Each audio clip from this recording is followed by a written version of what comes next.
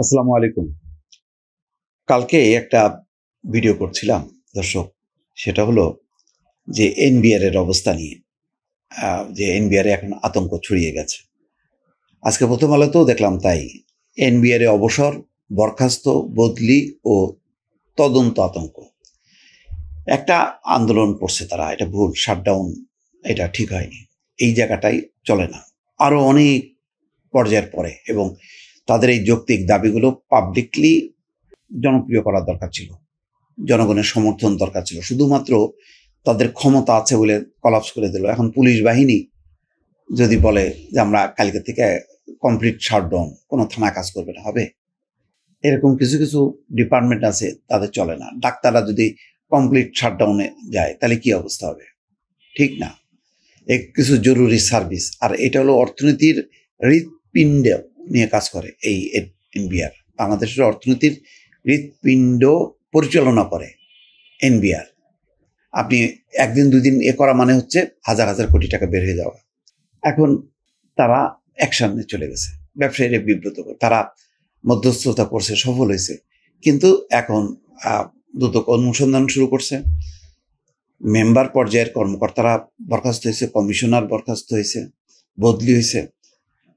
বলা হচ্ছে যে এনবিআর 1.5 মাসের আন্দোলনের পর এখন শুরু হয়েছে এনবিআর এ বাধ্যতামূলক অবসর, বরখাস্ত, বদলি এবং তদন্ত আতঙ্ক।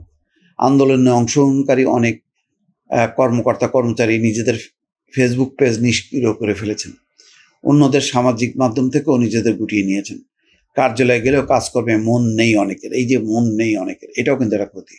এখন দৃশ্যমান দেখবেন যে অফিস খোলা আছে, কাজ চলতেছে, কিন্তু ভেতরে ভেতরে যদি কাজ না করে আন্তরিকভাবে, তাহলে রাজস্ব আদায়ে, শুল্ক আদায়ে এর একটা প্রভাব পড়বে।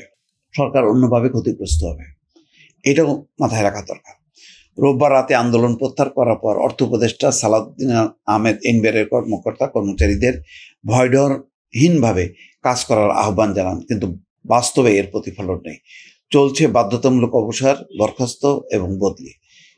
বৃহস্পতিবারও এনবিআর এর 2 কমিশনার সহ 5 জনের বিরুদ্ধে তদন্তে নেমেছে দুর্নীতি দমন কমিশন। দুদক সংবাদ বিজ্ঞপ্তি দিয়ে এই তথ্য জানিয়েছে। এই 5 কর্মকর্তা হলেন বেনাপোল কাস্টমস হাউসের কমিশনার মোহাম্মদ কামরুজ্জামান, ঢাকা পূর্ব কাস্টমস এক্সাইজ অ্যান্ড ভ্যাট কমিশনারেটের কমিশনার কাজী মোহাম্মদ জিয়াউদ্দিন, আয়কর বিভাগের অতিরিক্ত কর কমিশনার সেহেলা সিদ্দিকা, উপ কর কমিশনার মোহাম্মদ মামুন মিয়া এবং কর পরিদর্শক লোকমান আহমেদ। গত 5 দিনে সব মিলিয়ে এনবিআর এর 2 জন সদস্য সহ 16 জন কর্মকর্তার বিরুদ্ধে তদন্ত শুরু করেছে। 16 জন কর্মকর্তা, এদের অধিকাংশই আন্দোলনের সঙ্গে সরাসরি সম্পৃক্ত ছিলেন। আন্দোলন প্রত্যাহারের পরে পর্যন্ত 3 জন সদস্য এবং 1 জন কমিশনারকে বাধ্যতামূলক অবসরে পাঠানো হয়েছে। কাজ বন্ধ রাখার দায়ে চট্টগ্রাম কাস্টমস হাউসের কমিশনার সাময়িক বরখাস্ত হয়েছেন। রোববার রাতে আন্দোলন প্রত্যাহারের জন্য ব্যবসায়ী নেতারা সরকার এবং আন্দোলনকারীদের মধ্যে মধ্যস্থতা করেন। সূত্রগুলো বলছে, আন্দোলন প্রত্যাহারের পর আন্দোলনকারীদের বিরুদ্ধে ব্যবস্থা নেওয়া হবে না এমন আশ্বাস দেওয়া হয়েছিল। ব্যবসায়ীরা সেই আশ্বাসের কথা আন্দোলনকারীদের জানিয়েছিলেন।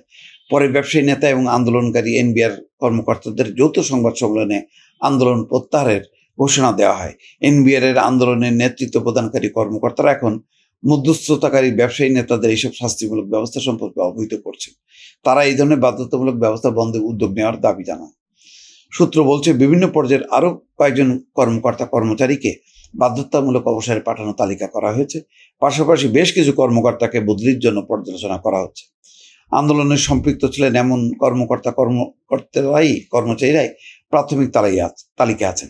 কেউ কেউ বলছেন এটা অ্যাডমিন, এইটার একটা সাইজ করতেছে, অর্থাৎ এনবিআর এর উচ্চ পদে অ্যাডমিনের লোকরা আসবে। এখন এদেরকে সাইজ করতে পারলে ভবিষ্যতে যাতে অ্যাডমিন তার পদায়ন এনবিআর এ সেটা যাতে আর বন্ধ না হয়, এরকম একটা দ্বন্দ্ব, অর্থাৎ ক্যাডার একটা সংকট এর মধ্যে তৈরি হলো কিনা, বা তারাই সুযোগটা নিচ্ছে কিনা, এটাও ভেবে দেখার দরকার। সবচেয়ে বড় কথা হলো যৌক্তিক, আমি আবারও বলি, যৌক্তিক দাবি পূরণ করা উচিত, অযৌক্তিক দাবির কাছে কোনোভাবে মাথা নত করা উচিত না। আর এটা সবসময় চলমান। এখন যারা আন্দোলন করছে তাদের বিরুদ্ধে দুর্নীতির অভিযোগ তদন্ত, আর যারা আন্দোলন করছে না তার মানে তারা কি দুর্নীতিমুক্ত?